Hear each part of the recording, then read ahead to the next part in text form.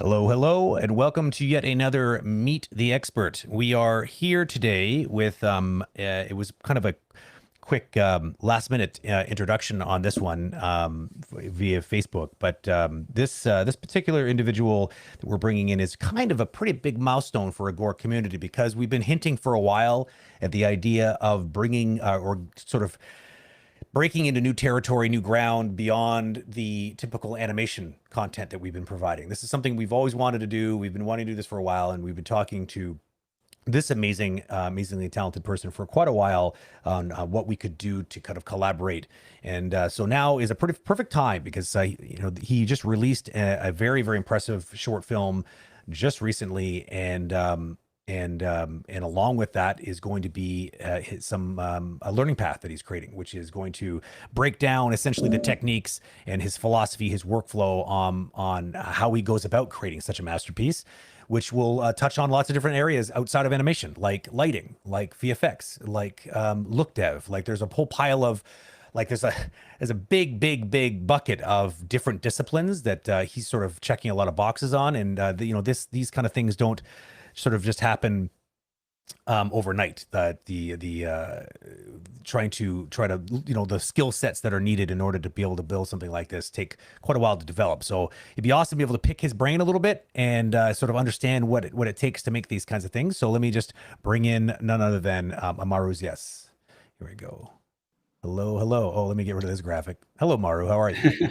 Good. How are you, Brent? Not too bad. So thanks for being here today. It's amazing that you're able to take the time. Obviously, the goal here is to sort of get to understand kind of your background, kind of knowing where you are kind of coming from with regards to just your art background. Like, where'd you go to school? When did you know that you knew you wanted to do something like this? And like, what does that, what does your career path kind of look like, and we'll start with this, and then we'll just sort of dig a little bit deeper into some of the other areas. So sure. Fill us in. Sure. Thank you for having me, by the way. Super excited about it. Again, my name is Amaru. I am originally from South America, Ecuador. I came to study 3D animation almost 15 years ago to Seattle, Washington. It always was a dream for me to do this type of art. I remember when I was a little kid, I always used to watch the back scenes, like the VFX breakdowns, how they do this amazing work for the movies and video games. So so since I was a little kid, I always like loved to watch this type of things, and I always wanted to create it. So I moved to Seattle to fulfill one of my dreams, which was to study 3D animation. Unfortunately, at that time, I didn't have that opportunity in my country. That's why I had to migrate to the US. So I went to the Art Institute of Seattle for 3.5 years to get my bachelor's. At the beginning, I actually wanted to be an animator. But then I started to discover all these wonderful things that you can do, like VFX and modeling and texturing, all these wonderful things.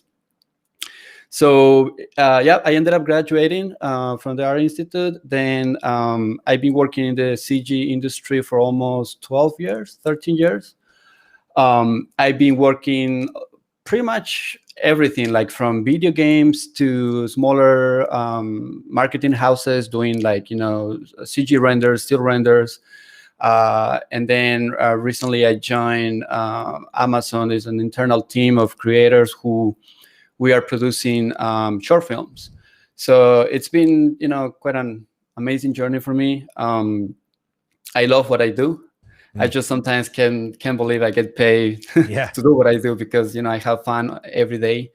But also, I have my job, but I also find it really. I'm really passionate about creating just personal projects, because I think personal projects will, it definitely gives me the chance to learn new techniques and things that I'm not that comfortable with, and just learn those tools, and then go back to my job, to my team, and just introduce the new techniques that I just learned, and also because I just love creating stories. I love creating art in general. I think that's kind of quick introduction. You in a nutshell, right? It's interesting, that you mentioned this idea that you like to do the stuff on the side because it seems like a safe place to do that without having to risk, things falling apart on the job. So it's like you use a lot of your personal work as a kind of a prototyping sandbox, I guess, right? Trying new things and seeing how they go. The things that work out well, you bring back and impress everybody at work. But the things that don't go well, you just never speak about again. Right. I mean, that's kind of what it is. But also because, I get a chance to tell the stories, right? For me, sure. Now with Unreal Engine, that probably going to talk a little more about it later on. But with Unreal Engine, everything, it becomes easier, right? And faster. So the fact that I get to, with this amazing tool, which is called a computer, I get to do anything that I want, right? And then just do art. That's just for me, is an everyday thing to do. Yeah, that's awesome. And so the Unreal part of this equation is relatively recent, right? You were doing a lot of art, you were rendering a lot of things. Probably what was your go-to rendering engine before you got into Unreal 4? So, well, I did work on for Microsoft, working for the Forza series game. So they had the proprietary game engine. Game engine, right? Right, and then I joined Amazon Game Studios, where they had the Lumberyard engine, right? Yeah. But most of my experience comes actually for the pre-render stuff, which is Arnold for Maya, V-Ray, right? That's kind of what I was getting at. I was wondering what was the Arnold render, or what was the rendering engine that you were using kind of before game engine? So Arnold, okay. Yep. I have a lot before that. Yeah. I totally have a lot of expertise on that end, and that actually helped me when I was producing. I recently produced 2 short films on Unreal Engine. Before that, I didn't know Unreal Engine, so I had to learn on my own, watching tutorials and actually reading the documentation, which is amazing from Epic Games. It's a big thumbs up for that. Yeah. Their documentation is pretty tight. Yeah, but the amazing thing, it gets me really excited about Unreal Engine is I was able to transfer some of the knowledge that I have from pre-render stuff like Arnold and V-Ray to put it into Unreal Engine in real time. Yeah. Something you probably didn't think you'd be able to do, but it's amazing. It's crazy. If we were to go back and tell ourselves this story about 15 years ago, we would have been like, there's no way. There's no way you're going to do that in real time. It's just crazy. Yeah. Okay, cool. So the Amazon Game Studio, you said you're doing you're not working for games there, you're working for not anymore. Okay. Sorry, Google likes to get involved in the conversation sometimes. Just ignore her. She gets That's kind of awesome. needy. She's very emotional. Um, so the yeah, so you said not anymore. So you started at Amazon Games, but you were doing games, Right. but then you transferred into a special division. And tell us a little bit more Yeah, about it's that, if you're allowed to. there- right. I can only say a couple of things, but Yeah, yeah, naturally. yeah, I worked for AGS, Amazon Game Studios, for a year and a half, and then Okay. I transitioned into a team under AWS, which is Amazon Web Services. Yes. And it's a very unique team, actually. Interesting. It's a small team of creators. We are Mhm. about eight to nine people, I think. That's a pretty small team for a very large Yeah, company. but then obviously, like the bigger team, it's much bigger, and like we Yeah. are just a small team of creators, and then we are just helping build this amazing technology that is going to be obviously released soon, and then probably you're going to be able to see us. But for now, that's kind of like the only thing that I can say. But we are Yeah, no, producing it's art, cool. Yeah. and That's we cool just though. yeah, It's yeah, exciting just knowing that Amazon's doing something like that, giving a space for creators to do some cool, pretty cool stuff and totally. like just flex your creative muscles. And I mean, it just goes to show you that Amazon cares about these kinds of things. So it's nice to see them sort of fund an operation like that. So we will Yeah. all look forward to hearing more about that as it eventually makes its way into the public sphere, hopefully. So that's cool. Okay, so let's talk a little bit about this film you just created. So you said you've produced 2 films. I'm not familiar with the other. Well, no, that's not true. I do know the other one. The other one was about the race car, the F1, right? Yeah. So that was the first one you had done, and you just finished one like just very recently, right? Like didn't you just finish like the last couple days?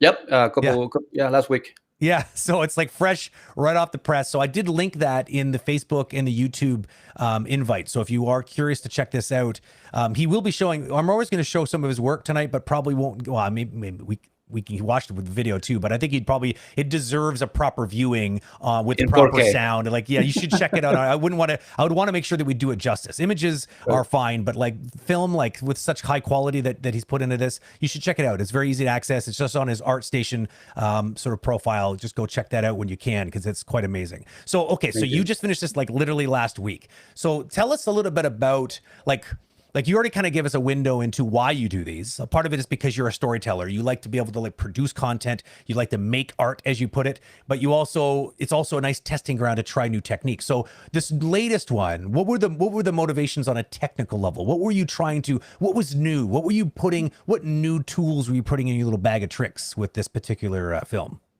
Yeah, right after we finished our project at Amazon last year, like back in November, I was talking to my manager at that time and some of my colleagues that there's got to be a better way to produce faster films, right? Okay. And one of my other hobbies is actually like learning new technology. Like I'm constantly like learning. Like to produce these 2 films, I actually use about 8 different softwares because I'm like I think this way, right? Like there's like every day there's something new, right? Totally. Yep. So there's probably a better way of doing it. Every second of every day, someone's releasing some new tool. It's a little impossible to stay on top of it completely, but you do your best, and like that's why you've collected. Like it's like learning another language. You just pick up another one so that you can apply it when the opportunity sort of presents itself. Yeah. Totally. What is that list? Just out of curiosity, give us the list. Like, what is your? Because I saw briefly the list of the sort of tools that you use to make the film. So, like, okay, so Maya, right? You probably used it for some of the artwork, right?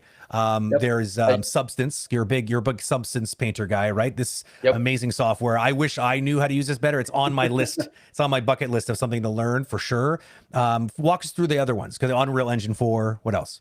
Yep, Unreal Engine 4. I use obviously Quixel Megascans to use these Megascans and whatnot. I use a speed tree to model the tree that I had to do, like the other trunks. I use World Creator to create like landscapes. Oh, okay. Very niche software, like very highly specialized. That's cool though. That makes sense, because pick the one that's like obviously a niche software is going to probably do it better than like Maya will ever be able to do, because it's trying to do so many things. But if you go and get something like SpeedTree, it's going to be very good at that one thing. Like exactly, very good. Yeah. And I recently learned DaVinci Resolve, which is amazing for compositing and free. I might add. Free. I don't know if you're using the paid version, but the cool thing about DaVinci, it's made by a company called Blackmagic, who also make hardware. They're specialized in special audiovisual like panels, like actually editing stations. They also do capture cards. They do cameras. The Blackmagic cinema camera series are very impressive. They shoot in a I raw love them. space, which is like, and like honestly, bar none, like they can compete with red cameras now. But like, of course, they are not as well rounded as a red camera. But I mean, the production value of the images are quite crazy. So they also created this software, which is started as a color grading software. And then it eventually expanded. Now they have like VFX tools in there. They have Fusion. editing tools in there. Like everyone always asks me, like, Brent, what should I pick up? Like I knew I need to get into like some sort of like compositing and editing. I'm like, don't even ask. You can stop right there. Just learn DaVinci Resolve because it's That's what I'm amazing and saying too. because it's free. Like seriously, Yeah, very rarely do you see something so good that's free. So I check know. it out. And even the pro version is 299, which is still, I mean, Yeah, you have to pay, but very compared reasonable. to Nuke, like the Very other, reasonable. And you buy it program. and it's not a subscription, unlike what Adobe wants to do. They want you to dole out money every month. So like, yeah, it's definitely worth definitely worth looking into. Okay, so we're going through the list. What else? So many things. And then I use After Effects to create like the more like cinematic glare. Yeah, I bought sure. a plugin from Andrew Krumer. Okay. I don't know how you pronounce his last name, but he's amazing. He's Yeah. like the guru of After Effects. And I think that was it. I think those are 6 then. I thought it was pretty good list. That's crazy. It's just amazing that so many softwares you need to learn in order to really leverage and get the vision that's in your head onto screen. Yeah. Okay. So you said that you want, like, I asked you, what was the thing that you really wanted to, what was the question you wanted answered? Like you were like, what was it you were looking for in this particular film that you figured you were going to level up as far as the skill level and tech, like some sort of technique? Yeah. I mean, the main reason was that, like, we finished a project at Amazon, and then it was a really complex animation, 3-minute animation. Yeah. Yeah. And we have a lot of data, right? Like props and textures and whatnot. Sure. I really wanted to put, like, every time I try something new, I want to push the technology to the maximum. I want to break it. I want to, like, squeeze all the juice and see what's capable of. Yeah. So that's why I did the Ferrari, which the Ferrari only took me a month, right? From learning to finish. And I was just trying the tech. Like, if I can use UDIM, the UDIM system of the utilization of textures, just like they do it in Hollywood movies for, like, these big props and objects. So that was one thing. But then I always had this story in my head. My mom always encouraged me to, and she keeps doing it, to use my work in a way that I can, transmit something to society. And because of, I obviously do believe in global warming, and I always had this idea of, like, we need to keep supporting that, and I had this story already, but I knew that to make this, like, for example, using Maya and Arnold, it will take me like forever to render like in 4K and everything. For sure. So, and then so that's why I'm gonna try to start doing something really, really short for like 10 seconds. I only wanted to do something for 10 seconds to see if it's small. Right. Yeah. So I started learning how to do the UDIMs and how to put these really complex, because it's not only about Megascans, which I use, like, not LODs, but it's like the highly poly data coming from photogrammetry. But I also, like, my models that I did, they all have like probably about 1,000 textures between all the things that I created, and, like, 8K. So I was really pushing the engine, and just doing like 20 seconds, I'm like, oh my God, this is amazing. Like, I can do all these, like, previews, before even doing the final render. This is, it just got me goosebumps. And I was so excited. Yeah, for sure. And this one took me longer because this is a bigger project. So, and then after 4 months, I extended all the way to a almost, kind of like a teaser. I would love to take it to the next level and probably me too. I'd love to see that. Because it sells like a teaser. Like when you watch it, you can see that you're setting something up, and you kind of like, it makes you want to know, like, okay, so what's this all about? Like, you get the basic idea of the story. Obviously, this sort of dystopian, sort of like post-apocalyptic world that looks completely barren of life, and then there's this sort of like this you're just flying through this environment I guess like a almost like a fly in the environment, and then you see this sort of this kind of hovering car show up and land, and Right. then this little scanning robot comes out and starts to scan. I don't want to steal all the thunder for people who haven't seen the film yet, but it's there's definitely a narrative there, and I like that. And then at the end, of course, you have some text at the very end, which just to make sure that people are kind of catching your drift, you kind of lay it on the line and say like, here, like global warming is the thing, and we need to deal with it. And obviously, what you've the artwork that you've created for this world that you've created here in your short film is obviously a very stark foreshadow of what could maybe come in your mind if we don't take that seriously. So Right. very, very worth watching. So, okay, interesting. So that I love this image of you just getting goosebumps and being like a kid at Christmas, excited that, oh my God, I can do what in real time? No. It's impossible. Like so hold on a second. So I could do like a 4K film with like ridiculously high resolution graphics. And as quick side note, just for those who, because our community is full of mostly animators, but there are many of people that are like cross-discipline, in some cases not even animation related at all, but they just enjoy the content. And so this particular conversation is going to be music to their ears, because it's going to mean that I'm making good on a promise I made a long time to the community, which is like, it doesn't always have to be about animation. The reason why we started with animation was because obviously the people that are driving this thing were all animators, so it made sense. But we're also, I think, I wouldn't even call myself an animator anymore. I would consider myself a content creator in general. Like I really just like telling stories, whether it's in a game, whether it's through animation, whether it's through just a simple edit of a sequence, whether it's even just making great conversation like this. So at the end of the day, this is kind of a big deal, like I said at the beginning, that we're sort of shifting into this new realm here for Agora.Community. And so I preface this by the reason I say all this is because there's probably people in the audience that don't even know what you mean when you say something like Megascans. So give us a little bit, like, I know what it is because obviously it was like Quixel was purchased by Unreal, but give everyone an understanding of why that's a big deal, and why would Epic be interested in buying this company called Quixel and their Megascan sort of repository. What is it, and why do we care? Yeah, that's it's amazing. It's Megascans is pretty much photogrammetry, and if you're not familiar with photogrammetry, just imagine that you have to model a trunk of a tree, like it's just like the bark, right? The tree. You can do it. You can use ZBrush. You can use all these elements and like do the texturing with Substance Painter, which is still pretty fun. And for sure, I highly encourage to do it because at the end of the day, that's kind of like creating the art. But you need to think about time too, right? Like in order for me to create this amount of trees and rocks, it will just take me like a year. If you had to do it by hand, right, yeah, exactly, by hand. So the amazing technology behind photogrammetry is like, just imagine that you have the object there, and then with a camera, you start taking pictures from all the angles of that object, right? So you're not only taking pictures of the object itself, it's like also like you're already taking the information, like the textures, like the diffuse, the color, and like the bumpiness and the reflectivity and everything. Yeah.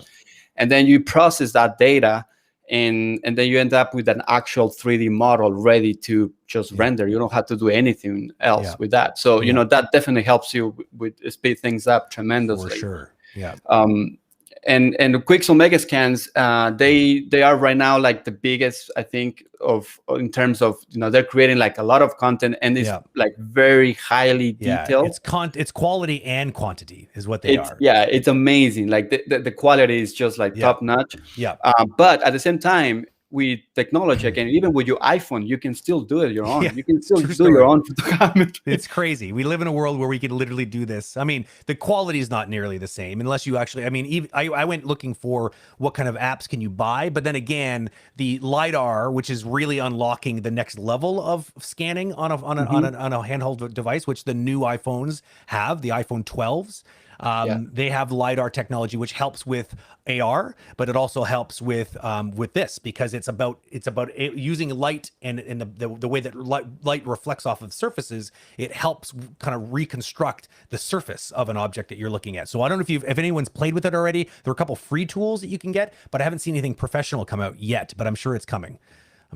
Pretty sure. Because otherwise, scanning systems are pretty expensive. Like they're in the thousands of dollars usually for a decent one. So what you're saying is this Megascan repository is just a gigantic library of high resolution scans, photogrammic scans of objects. Yeah. So and trees, the best part rocks is also for free. Like, I mean, you have now Unreal it Engine is. for free. Yeah, now it is. Because Epic bought them and because they love the Right. community and because exactly. And it's amazing because it lets people like me on Yep. doing their own personal projects just discover this technology. It allows you, a one-man army, to create this beautiful piece of work that you created without having to spend years like working your fingers down to the knuckles. Is essentially what it does, which is kind of huge because it gave you a big leg up to be able to do. Yeah, it's all free. I'm just looking at chats like, what the free?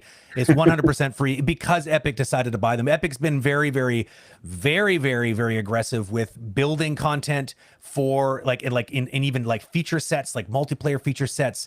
The new metahumans that they just put out recently. Ooh, yes. Like, it's ridiculous, and it's all free because they've created the perfect market, right? They realize that they by supporting the content creators, they support themselves. It's as simple as this. It's a truly symbiotic relationship.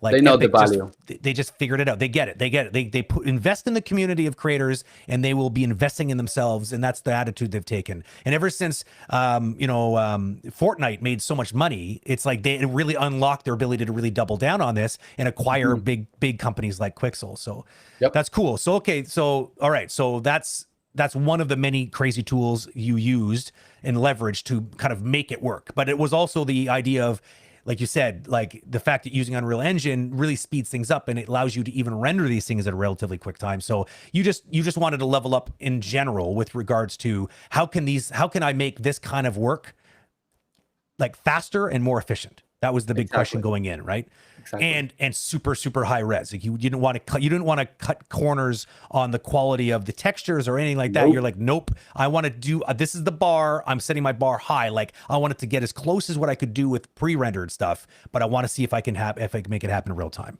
Right. And just to be clear, even though these two projects are real time, they're real time, but they're not like not like a video game, right? Because it's not like have to render in the background to get the full high res. It's using hardware rendering that can happen at real time, but at the resolutions you're rendering at, it's like it's a little bit like rendering in like a pre-rendered way, right? Exactly. Like software That's rendering. pretty much it. Yeah. But way faster still, though, because I mean, like, you wouldn't need a render farm to do the stuff that you did. Like, literally, one or two computers could be able to chew through the quality. Did you do all the rendering on your home PC?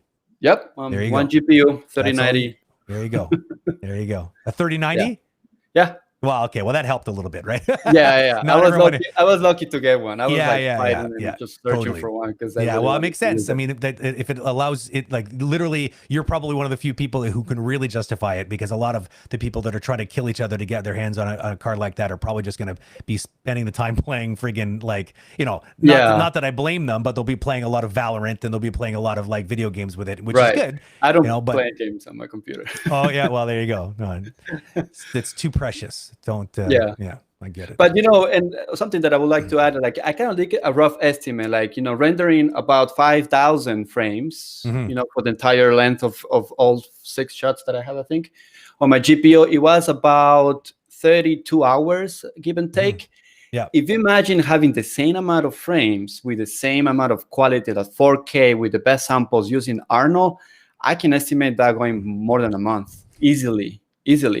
But then, the GPU system, or like Unreal Engine, is not only about that, but it's also about, like, I was able to see like everything rendered in a real time when I'm moving the cameras, right? That's it. That's crazy. That's crazy. Have you played with the there's an app you can use that allows you to have like a virtual camera with your iPhone?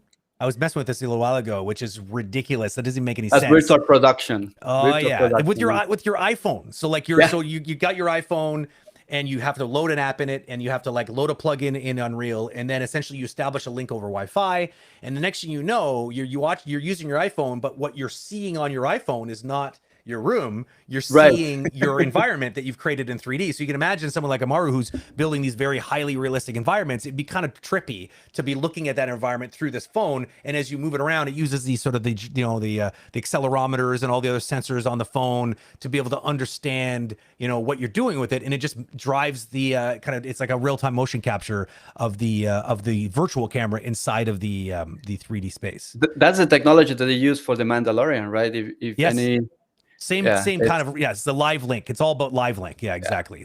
Love it. They didn't use iPhones. They had a bigger budget than that. But but it's cool that you could do it. Like, it's fun that they've made it available to like just average Joes like us that can go and like, we don't have this like hundreds of thousands of dollars to blow on virtual production kits.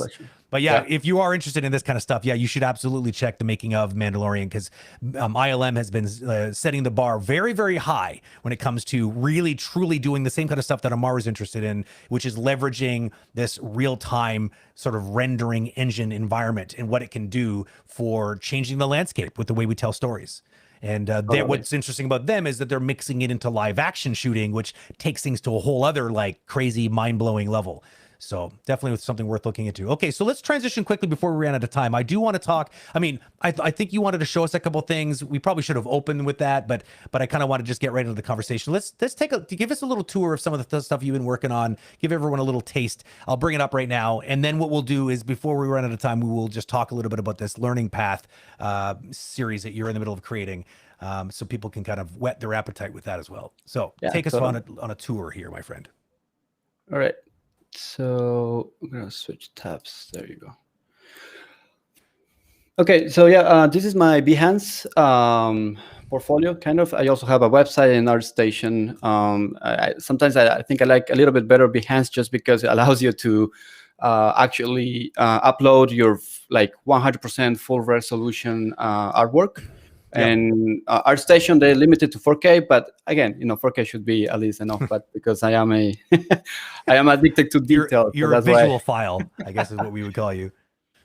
Yeah, totally. So yeah, I mean, a little bit of my work. Sometimes I like to also create still images, like for example this one. This one I was actually lucky enough to. It was used for Substance Days in 2017 for to display a gallery of. I knew I recognized this. I couldn't tell from where. That's exactly at the what it was from. G. Namon School of Hollywood in LA. Yep. So yeah, school. It was super cool. Like, I went down there and like I met everybody from the Agora.Community team, and at that time, before they were bought by Adobe, and yeah, it was super nice. And again, this piece is called Home. I was trying to kind of have a double sense that it's her home, but at the same time, she's kind of like missing home because she's painting the earth on the metal. Yeah. So every time that I work on still images, I still try to tell the stories, and it is hard to tell the stories on a single image, right? Because there's so much stuff that you can think of. And for that I use Arnold and Maya to create that. Another piece that I was also like, I was fortunate enough to win a contest. And this is your first film that we were talking about, right? Out of the two films, this is, or is this just an image? This is the card that I used for one of my films. Oh, okay, got it. This is just an image that eventually they use the same model. Got it. Yeah. I used this image for a contest, and I was fortunate enough to end up winning first place. And the story is called Golden Trophy, and it's pretty much when adults have a bad day at work. Kids always have this amazing energy that they can cheer you up. So that's kind of like the overall story of it. And again, I use different softwares like Marvelous Designer to create the clothing, and everything is 100% done by me. Like, I created everything.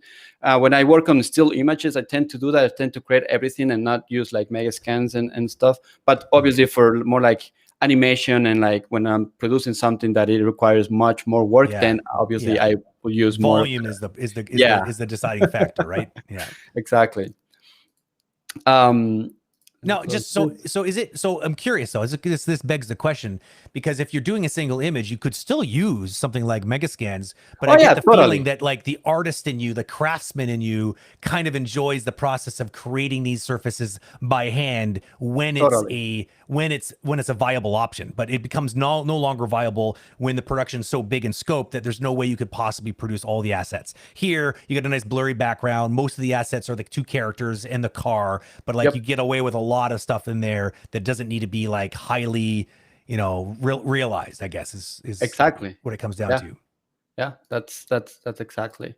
And when I do my art, I always try to mimic everything. Like, even I close my eyes, or like sometimes, because I'm a movie fan, like I watch lots of movies, and I really try to mimic everything that I see in the camera. Like even a photography.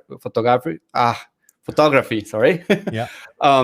Just watch. You can see the photo and just see what the camera, how the real camera behaves. And in the cinema, like for the movies, it's the same thing. I try to mimic like camera angles, like tilt a little bit, nothing too straight, right? So I tried to add some sort of a dynamic to the actual CG camera, so it looks a little more appealing to the eyes. This is a kind of a super crazy project that it's part of Very cyberpunk. my work at Amazon. Yeah, this is or steampunk. I mean, sorry. Yep, steampunk. This is part of actually one of the assets that I created for our movie. And yeah, this is a very complex one. You can go like super close and still see a lot of details because it's a gigantic asset. It was super cool to work on it, be really like creative and imagine how it looked like, right? Because this doesn't exist, obviously. So something to be really creative. Like I had a really good time with this. And again, we use Arnold and Maya and everything. Not to make this too long because we're running out of time, but so so now we move to kind of like the first project that I did on Unreal Engine. I'm not going to play the video. It's better if anybody's watching this and is interested in watching. I recommend it, obviously. For sure. But again, even though I already had the car done in for Maya and Arnold, but I wanted to transfer everything to Unreal Engine, see how the new ray tracing system works with Unreal Engine. And ray tracing is like real trace of the light, right? It's not like baking like in a video game. No, it's not baking it. It's like it's doing the real work. Yeah. And this gave you a good opportunity to flex the muscles of that new 3090 you got in that machine right there, right? Yep, totally. Those real-time reflections came compliments of NVIDIA's RTX series of graphics cards. Exactly. Yeah. And then with Unreal Engine, you can have fun with the depth of field, with all these camera tricks that you use in a regular camera, which is amazing, and I really enjoy it. But again, if you have the chance to actually watch it, here's like a little I tried to do my art also like a little more stylized, not like necessarily like photorealistic and just make it look like it's like a real car, but have fun and just produce something that it's inside me and that I wanted just to portray it on my art. Some really nice post effects here to kind of make it feel a bit and this is Da Vinci result. That's right. For the win. Yeah. So and again, this is the first project that I did on Unreal Engine. It took me a month to understand, because it took me about 2 weeks to understand Unreal Engine. And then obviously throughout the process of other 2 weeks of creating this, it took me, that time to do the whole thing. And it wasn't that complicated because the car was static. Nothing was really moving. But still had a lot of fun playing with the cameras and just, having fun. And now for the latest one, which is about the global warming one, this is definitely something that took me 4 months. And remember, I'm talking about 4 months because I get to work about 4 hours after my job, right? After work.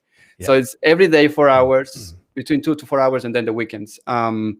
Yes, obviously you need to have a life, right? We all have, like family and friends and everything. But, sometimes I deal with my wife where I get this amount of time to spend on this because this is really important for me. And I just love doing it. So and this was a little more complicated just because have way more elements using the Megascans and everything, because it's much easier obviously with Megascans and this photogrammetry data and assets, but still you need to kind of have there's still like a little learning curve, I guess. But once you watch a couple of tutorials how to properly use them, it's just straightforward and you can just keep using them. And here I have the tree. I watch a tutorial also how to make cool stylized trees on Speed Tree. And then a Speed Tree is I only pay. You can pay monthly. I pay like $19 just for this a month, and then it connects directly to Unreal Engine. So and then Unreal Engine pretty much handles the wind and everything to make it look like it's alive. So that was pretty fun too. This is the the little drone that I also created using Maya and Substance Painter. And then I mean at the end it's just the story that we already talked about, but definitely like this is something that I have enjoyed a lot to produce, because it's definitely telling a story. And for me, it's just like I'm a little kid with new toys when I get to play with all this amazing technology. Oh yeah. That's fun. Well, it does clearly seem like you're having fun. That's for sure. Like I feel like the results feel like someone who just relished in just the fidelity of it all, the sort of the tone and just the I don't even know, the vibe. Like there's something about the film that just feels like it's creating something beautiful just for the sake of doing that. Like I get it. Like it feels like every pixel has been thought about and everything just feels so crafted. Okay, so let's transition before we run out of time here, because I want to leave about 15 minutes at the end if we can. So tell us a little bit about this learning path then. So you created this, and I know that one of the reasons that we don't see the learning path on the site yet is because you're going back in and tweaking the learning path that you've created to have to be a little bit like even better married to and using more examples from this short film you just finalized. So you figured it would be obviously relevant to be able to do that, which is great. So tell us, like, what can people expect out of this learning series that you've made? Yeah. This will go for really like anybody who's interested in the real-time industry. I think, there's definitely like something like, you can watch, different tutorials, and, all the tutorials are like, everywhere, right? Mm-hmm. Versus having everything in one site. Yeah. So you can learn how to prepare. It's not going to be something about how to model something, right? Because that will be like a super long exactly. kind of like material. But it will be like a video about how to prepare the models in Maya in order to use UDIMs, right? How to put it all together. Exactly. And then a little bit of a tutorial about how to export correctly the textures to do your look depth from Substance Painter or any other software to Unreal Engine. Right. But then it's mainly about having fun. I know it sounds like a little vague, but it's about, how understanding the cameras. The cameras are extremely important to tell the stories, to make it look more like, cinematic, I guess. Yes. Yeah. There's definitely like, even producing this in 4 months, and because, I love doing this, I still hit a lot of walls, right? That I need to figure out how to do it. Yeah. Because the render, like, nothing is perfect, and nothing will be, obviously. We have to deal with. I think it'd be boring if it was perfect, right? Right. It wouldn't be very much fun. I always consider myself like 50% of my job is art. The other 50% is like figuring out how to do the technical part, right? Yeah. So I have discovered and how to deal with most of the things in order to produce this. So in other words, like if you like what you see here, and then watching this material that I'm working on, you're gonna be able to produce pretty much the same, because I'm gonna be talking about how and why I did this, right? Yeah. And I'm not saying like I'm like the guru of Real Engine 4, no. But the fact that I was able to produce 2 films in 5 months, just on my own, watching tutorials and like reading the documentation and hitting walls and then doing the fixes, I think it's gonna allow me to at least help anybody who's interested in learning. Yeah. And this could be applied for like really simple things, like maybe you're just working on a character and you want to put the character in a Real Engine and do some sort of a cool turntable, right, with dynamic lights and cameras and all that. It will be, in here, like how to even use DaVinci Resolve to take your renders to the next level, like to make it more cinematic, which is, something amazing as well. Talking about Megascans, how to properly like export, because we talk about like, yes, they're free and like they're easy to use, but still you need to set those up in order to work. Like you have to have the Quixel bridge in order to export the Megascans correctly. What's the pipeline? How do I access all this great stuff? Yeah, totally. And then a little bit of lighting as well, because my film is very artistically, I guess it's very stylized. It could be a little bit of photorealism maybe in some areas, but it's very stylized, and I love to have fun with the lighting, and there's a lot of techniques that I learned in the past 10, 15 years that it has helped me produce I think more appealing art, I guess. Lighting is kind of important. Yeah, so like there's an element of camera and lighting, otherwise known as cinematography, really, like there's a layer of that in these tutorials as well. So it's about like how do you put all these things together? How do you marry them into? And what's interesting is, I think it's also important to note that, like, I think it's great that you call out the fact that this is not a modeling course per se, Yeah, it's but not. you know, because that is obviously a pretty deep subject. But you know, there is a lot of really great sites offering free models. So like, there's like, if Right. you don't know how to model, doesn't mean that you still Exactly. can't make a film like this and assemble it and tell a story with things that you can get your hands on. Yeah. Even animators, like this idea of just having like a nice shot in a really cool, like you can go download even some really nice like sort of cinema style Yeah. levels that are right Totally. there on the marketplace. Some of you might have to pay for, some are completely free, and you could use that as a base, like a starting point. And then next thing you know, your demo reels, or you're taking them to a whole other level, because it's not just your typical play blast out of Maya. It's like, no, it is like a beautifully rendered piece of work that you put together, and it just takes your work to a whole other layer. Like it's Exactly. you're gonna get noticed a lot faster, as opposed to just sort of doing what everybody does. You know, and really quick, I would like to add, like, I used to think this, like, I wanted to do everything. Like, I wanted to model every single screw. I wanted to do everything has to come from me. And then I came to realize that's really not the case, because if you really want to like expand your art and make it like a feature film, you need to use those resources, right? Like 100%. At the end of the day, the artistic side of the project is still gonna be there. I agree. You just gotta use whatever you got Totally agree. have for free. There's a lot of ingenuity and art that comes with knowing what to use. Like, you don't even be the one doing it all together, because you could assemble like all these pieces and bits and pieces from all over the place, and then you had the vision to take all those and put them into a scene together, and then put the camera in a certain right spot, and like get things moving in the right way, and like suddenly they take on a whole life of their own that they would have never otherwise experienced, these little bits and pieces. And this is a quick sample, like right here for the kind of like the laser scan. To do that would require me to understand blueprinting, scripting, and that kind of stuff. And I didn't have time, so I'm like, I'm gonna buy it. It's only like $4, and I'm supporting my fellow artists as well.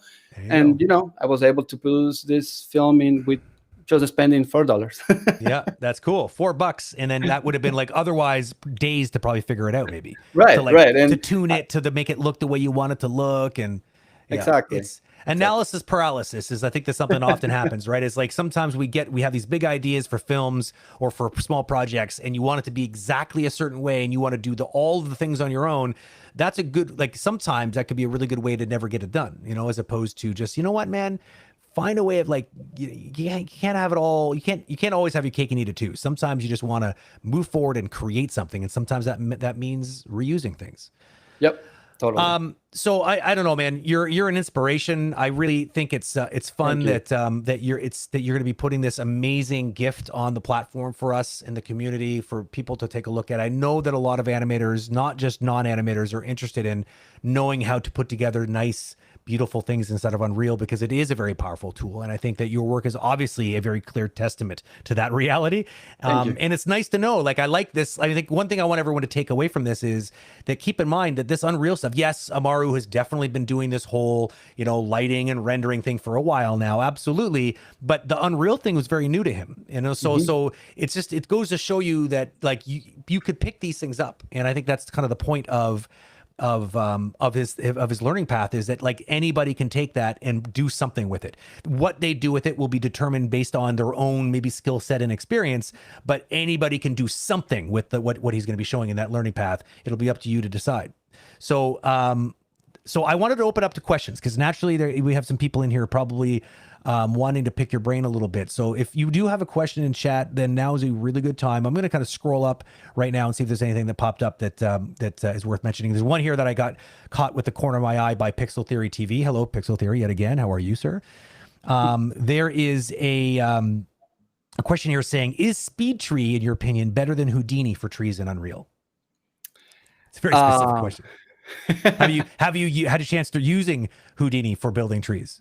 Not for building trees. I built rocks. Okay. So yeah, I guess I can't really compare because I haven't done any trees in Houdini. I know that Houdini is amazing, and now that Houdini also has they have merged with Unreal Engine in a way that you can work seamlessly, which is amazing. Yeah. The advantage for me with Speed Tree is because I am an artist, right? So and I am driven by visuals. And what Speed Tree gives you is like everything in real time as well before even put it in a real engine. And it's super easy for an artist to do like a stylized tree. From my understanding, Houdini is a little more of complicated with all the nodes that you have to connect with between each other. Yeah, but that's just maybe like a personal preference, I guess. Yeah, well, I mean, Houdini is built for proceduralism in general, and it's a very powerful tool, right? But but it doesn't really come out of the box with a bunch of very highly specialized networks to build the things. You could build probably the same kind of stuff that Speed Tree does, but you'd have to sort of build the network, like you said. Where Speed Tree, it's like no, like it's highly specialized, so it allows you to kind of get to where you want to go probably a little quicker. Not necessarily better, maybe, but maybe quicker. I can see Speed Tree maybe, Houdini maybe using it like if I had like a huge forest and to make it that, like repetition, like that, for sure, Houdini, or by all means. But for a specific tree, I think. Okay, good question. Let's see what else. Is there this is by Joe Animates. Is there anything you'd recommend learning early on in Unreal? Something you had trouble with, perhaps, that you'd suggest to be aware of? Yes. Well, a few things. First of all, the one thing that you need to understand is like, even though you're producing something, if you're producing something for like a cinematic like quality, like I did, you still need to think like this is a game engine, and it will require you to understand a little bit how game engines work. Even now with the real time ray tracing, and you don't have to bake too many things like the lighting, like in video games. You still had to have a little bit of understanding how game engines work. I'm not saying an expert by all means, but just a little bit understanding. That's kind of like the one thing. And the second thing, like really like kind of like read the documentation of Epic, because I think they did a good job of trying to explain everything that you need to know before you jump into any type of project. Because project management as well, like where how you're supposed to set up all your folders and your folder structure and be really organized in that way as well. I think like Unreal Engine is extremely amazing by the search thing. Like you can search anything if you name correctly, like all the textures, all the props. Try to be as as picky as possible, because that will definitely like help you just to find things and to keep everything more organized. Is that and again watching a lot of the tutorials, a lot of the documentation. Again, I can express that enough. It's extremely important. Those are kind of like the things that I definitely like will suggest anybody who has no idea about anything about Unreal Engine. But yeah, and then after that it's just adding lights and just actually playing with it. Like you can add one single prop or like something really simple, start simple, and then keep expanding. Speaking of YouTube and tutorials that are out there, were there any go-to channels that you find yourself going to back to over and over again with regards to this kind of work in Unreal? Any hot tips for people to add to their subscription list on YouTube? I do. I don't really recall the specific channels. I kind of put you on a spot for asking that question. I forget the name of a freaking channel.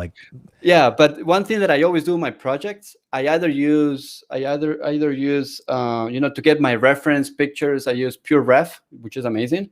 It's for free. Check it out because I love it to keep photos reference. But I also like when I'm working on something new, I gather all my videos, reference video like tutorials, and put it on. I create like a channel on a private channel for me, right? Yeah, on my YouTube. That's a good idea. I do the same thing when I'm wanting to learn a new thing. I just make a whole private channel and just pile as many things in there as I can. So I will definitely point to those links after this if there's a way that we can do that, Brent. Sure. Well, you could send them to me and I'll send them to the I'll put them on Discord or something like that so people can get them. So for people who are, or I can even put it when if you send me a bunch of your favorite channels that you thought were very helpful for you, I will get them to the people that are looking for them for sure. I promise. Cool. Okay, cool. What else we got here question wise? Let's see.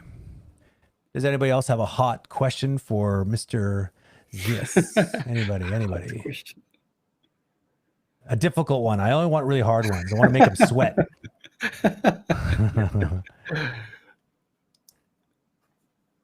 Okay, well, I have one. Well, wait, there's one right there. How do you prevent yourself from falling down the documentation rabbit hole and only focusing on the question you're stuck on? That's a good one, man. I'm plagued with that particular problem. That's a hard question. Yeah. That you were It's looking good job. Good job. You're making them sweat. Congratulations. You win a prize. Um, I have a sneaky suspicion I know the answer to your question. It's like you don't. You probably just the journey is fun itself. You learn a bunch of things along the way, but that's pretty much it. I mean, I do follow a lot. Maybe it might sound like dumb, but sometimes like I was. So, for instance, for some reason, the volumetrics were not working with ray tracing with glass. Like you couldn't have like a cloud in front of a glass. Right now, you can't with Unreal Engine 4. Right. And that really like bugged me because it's supposed to be simple enough. But then, I was searching on the documentation, and obviously it tells you like, yeah, there's no way to do it. However, there's tricks that you can do, and then I found those tricks doing some sort of research on blogs about people who are dealing with the same problem, and I literally typed my problem on Google and tried to find my way. Yeah. There's not really like a perfect answer for that, because obviously there's times that you just keep looking and just get stuck in there. But I always try to think of ways that I can kind of like improvise, I guess. Well, it's I think so. I might be interpreting this question a bit differently than you are, because my problem, and I think this is what they're getting at, is when you have an interesting problem to solve, you're naturally going to go do the Google thing, right? But then on the way to trying to get an answer to that problem, you will encounter a lot of other random things, and you get distracted because you're like, ooh, look at that shiny object. And what I mean is you'll get a bunch of like interesting things that sort of you encounter on your journey to get to the answer. And so for me, sometimes finding an answer to a very complex problem requires extra time just to accommodate all these other random, like, sort of, I have an attention span of a squirrel when I'm actually like looking for answers sometimes. And I don't know. I mean, am I getting you right? Is that what you're saying? The falling down the documentation rabbit hole and only focusing on the question you're stuck on. So yeah. I mean, you answered the question, but I think that there's a nuance to it. Yeah. Okay. So apparently I hit the nail on the head, because I don't know about you, but I definitely suffer from this. Do you suffer from something like this, or are you just a highly focused individual? No, that's impossible. That's a perfect. It's impossible to do that. Like if you finding for something, and then you read the documentation, and then you realize that this is the way to do it, but then you find more things that you can do, and like keep. That's it. The way I think it, I always go almost like I have a path, right, from going to this to wherever I want to finish. Like this is my goal. This is in my head. I can picture when I close my eyes. But obviously, like I want to do like particle effects, for example. So I had to take this route, right? I learned the particle effects, but then I learned something else. It's for me, it's like always you will have to spend time like learning, and like sometimes I said to myself like, oh, I'm wasting my time because I'm doing this, and at the end of the day I didn't even use it. But I think like at the end of the day, right? So it's a very tricky question, and it is a tricky question. And it's like, for me, it's like I sometimes have days where I feel like, man, like I feel like I didn't get anything done, but at the end of the day, like some of those paths, like you needed to take that path and hit a dead end for you to know, well, that's a dead end. Now I know. And then the next day you don't have to go down that path because you've been down that one. You've left your little breadcrumbs. Hopefully you don't go down the same path again. Although I'd be lying if I said that never happens. But it's for me, it's kind of part of the fun, but it's also can be part of the frustration of actually trying to feel productive at the end of the day. Totally. Okay, one last question. We're going to let this wonderful man go. We have a question here, which is, I think it's an interesting kind of philosophical question. Do you think that art is going to be like seeing this trend, like with Megascans? Are we seeing a trend, and do you forecast potentially that art, digital art, will become more and more about tech and composition focused, as opposed to like actual asset creation in the future? Like, because obviously it was all about you building it all from hand back in the day, but now with scanning technologies and like repositories of data, and like what we were talking about before, like just putting these things together, what do you think? Because motion capture could be viewed in the similar respect. It's like it's a capture of something that's real and then a reapplication. Right. Well, probably there's two things that I like to say about that. A lot of people say like, technology is taking our jobs away because you don't need a modeler to do a rock anymore. which in part is kind of true, but at the same time, because of new technology, there's going to be like brand new positions as well. Now there is like, virtual production in a real engine. Like 100%. a year ago, yeah, that position didn't exist, and now you create a new one. Yeah. So the way I see it is that's why I think it's extremely important to learn the new technology, because you need to be caught up. Agree. I could not agree more with you, my friend. What's funny about this is it ties in directly back into an overarching theme in today's talk, which was obviously inspired by your latest film, which is it's funny. I find it ironic that kind of argument about that fear that gets used as an argument often with regards to climate change. We have a lot of people that's bitching and moaning about like, oh, but like you're going to shut down all these coal jobs and these oil jobs. And it's like, yeah, we will. And we're going to then create all these new jobs with cleaner energy. Like who's going to build the wind farms? Who's going to like maintain them? Who's going to build solar panels? Who's going to do all that? Who's going to work in the battery manufacturing sector, because it's a booming thing right now. So, I mean, it's complicated. So I don't want people to throw stones at me right now who happen to be on the other side of that argument, although you're wrong. But anyways, the part I'm trying to get at is that I find it interesting that people they spend too much time worrying about what's happening with technology. And I'm not saying that the original person asking this question feels like this, just to be very clear. It as opposed to like embracing and enjoying and getting excited about these new things and asking yourself, okay, cool, new technology, but someone needs to know how to leverage it. Someone needs to know how to drive with this. Someone needs to put this together to good use. So yeah, I'm with you. Always get every chance you get to learn something new. That's why programmers are all over machine learning these days, because machine learning is becoming so big, because it's behind so much of the new emerging technologies today, that if you're a programming or a software engineer and you're coming out of school, to not be considering that is something to dig your heels into.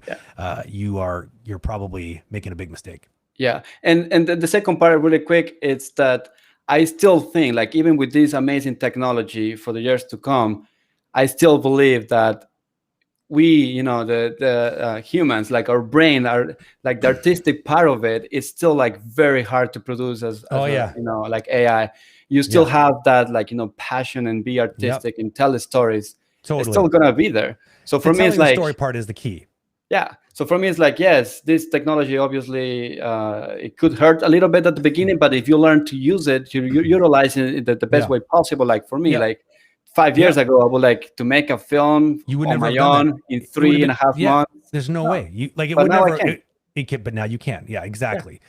So like I've always said the same thing. I find that there's an interesting parallel. I'll leave people with this final sort of controversial thought just for fun. But if you, a friend of mine and I, his name's Colin Graham. He's an animation director in the video game industry as well. He works for Rockstar Games now, Rockstar North in just outside of Toronto in Oakville, Ontario. So he and I used to talk a lot about the interesting trend we see in video game productions, and that we were fearful many years ago, and we're starting to see this starting to kind of really become a real problem, which is the unsustainable trajectory. Because as this new technology comes out, what ends up happening is that there's an expectation that more like okay, great, so you got more memory. Oh, I guess we need higher resolution textures now. Oh, we can put more animations on screen. Okay, great. So the new tech is a vacuum that's pulling more and more from the content creator. So if other tech, like other software tricks and things that we can use as artists, don't emerge, we're going to get crushed under this very, very gigantic, ever-growing level of expectation. So that's another way to look at it. Like, just like Amaru is a singular textbook example of this, something he would not be able to get done. It would crush him to be able to do what he tried to do without that technology. But because it's there, he was able to do something he would never be able to do before. And it's to match the expectation, because the expectations are up there now. The bar is way the hell up there, and there's only one way to reach it, and is to be smart. Work smart, not hard, right? Perfect. Yep. All right, there you go. So thank you, Amaru. You are amazing. It was a pleasure getting the chance to talk to you about all this stuff. I'm hopeful that I'm excited to see when we can drop that new learning path stuff on our platform. So obviously you and I will have that discussion, and I'll let everyone know when that happens. I'll do an announcement when it's live. So please be on a lookout for it. If we piqued your interest, then stay interested, and we'll be getting to you as soon as possible. So Amaru, I'll send you off. And I will talk to you very soon, my friend. Take care. Bye. Thank you for having me. Bye. Cheers.